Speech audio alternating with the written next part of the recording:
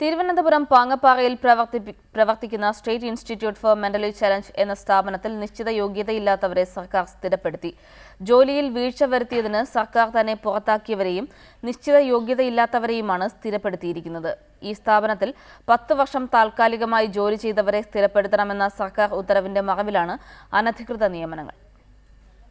മാനസിക വെല്ലുവിളികൾ നേരിടുന്ന കുട്ടികളുടെ വിദ്യാഭ്യാസത്തിനും തൊഴിൽ പരിശീലനത്തിനും പുനരധിവാസത്തിനും വേണ്ടിയാണ് പൊതുവിദ്യാഭ്യാസ വകുപ്പിന്റെ കീഴിൽ CH Muhammad Koya memorial state institute for mentally challenge എന്ന സ്ഥാപനം പ്രവർത്തിക്കുന്നത്.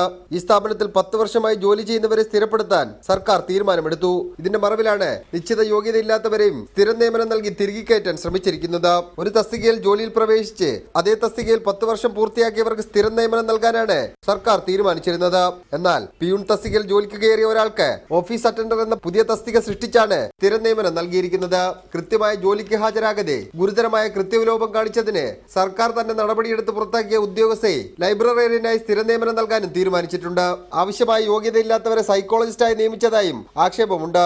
ഇത്തരത്തിൽ സ്ഥിര നിയമനം നൽകാൻ തീരുമാനിച്ച പലരും നിശ്ചിത യോഗ്യതയില്ലാത്തവരാണെന്നാണ് ഇപ്പോൾ ആക്ഷേപം ഉയർന്നിരിക്കുന്നത്. റിപ്പോർട്ടർ, തിരുവനന്തപുരം.